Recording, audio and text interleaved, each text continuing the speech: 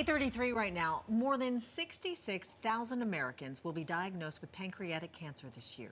About 10% of these new cases will be right here, all across the tri-state. New York City leads the way with the most diagnosed cases at 4,210, followed by New Jersey with 1,950 new cases, then Connecticut with just under 1,000 new cases. 52-year-old Franco Jurisic of New Jersey lost his battle with pancreatic cancer 5 years ago. Franco put up a brave fight for 10 years following his initial diagnosis, and now his family is continuing to fight for others. Joining us this morning is Franco's wife, Jacqueline, and his two children, Noah and Anna, who are taking part in Saturday's PanCAN PurpleStride walk in Parsippany, New Jersey. And you can lace up your sneakers and join us there. I will be there as well to kick off the day. But thank you all for being here this morning.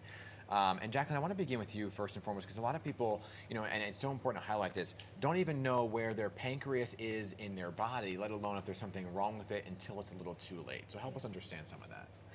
Yes, so, from what I've learned, pancreatic cancer is one of those cancers where the symptoms are very vague. Yeah. There's some back or abdominal pain, that you may become jaundice.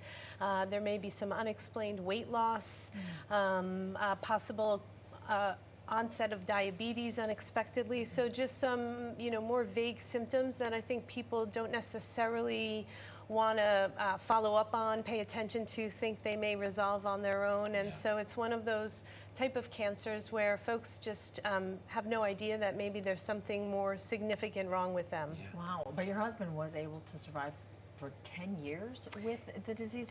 What was that? Was that because of early detection? Yes, so we were very fortunate. My husband, at 42 years old, and otherwise a very healthy male, actually training for the New York City Marathon that he had planned to run in just a few weeks, noticed that his skin and his eyes were becoming jaundice. We went to the doctor, not nearly expecting the outcome of the diagnosis, and then we learned that he had pancreatic cancer. Fortunately, it was an early stage, but the tumor presented early by pushing against his bile duct, which caused the jaundice. So we jumped into action, kind of seeking advice from all different physicians about options. And he was fortunate enough, because it was early stage, that he was eligible for the possible curative treatment of the Whipple procedure, which is one of the most major abdominal surgeries. I can't say enough about the medical professionals that were part of his care. They take out a lot of your digestive system and put it back together. Wow. The signs early on were that, maybe they had gotten it. It was stage 2, as I mentioned, and everything around looked clear. And so you go through a process then over time of getting follow-up scans to see if anything looks like it may be returning. And as time went on, that wasn't the case. Wow. So we seemed like we were in the clear, if you would, although you never really know that for sure with cancer, especially one so nasty as pancreatic cancer. But we were hopeful, as the days went on. 4 years after my husband was diagnosed, his dad was diagnosed with metastatic pancreatic cancer, and he died within 56 days of diagnosis. He was an otherwise healthy 75-year-old man who was going for his annual physical and had a little something that wasn't feeling right. And then all of a sudden, this shocking situation occurred. So we sort of had the best of a situation with my husband, and then the worst with my father-in-law, Bruno.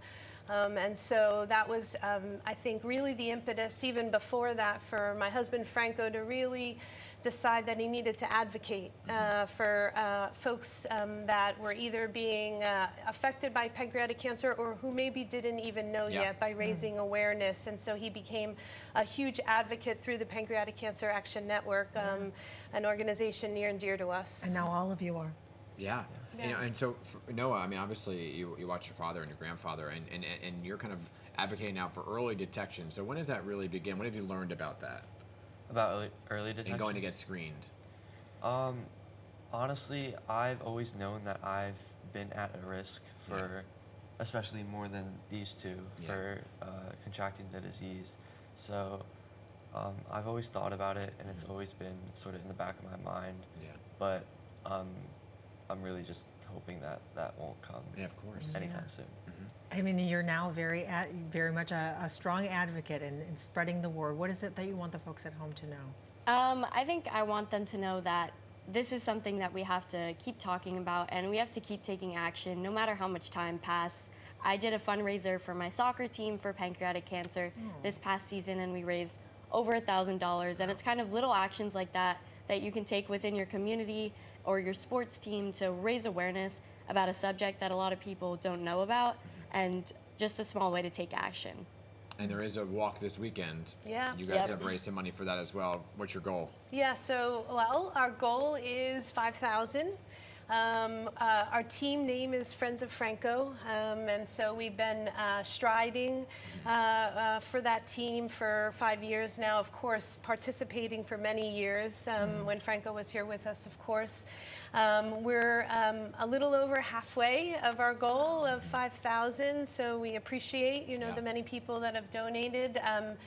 The New Jersey PurpleStride goal is 600,000, Yeah. and I checked this morning, we're at about 53% of our goal, so we have a ways to go. This is sort of the final push. It always comes in the final stretch, in the home Exactly, stretch, right?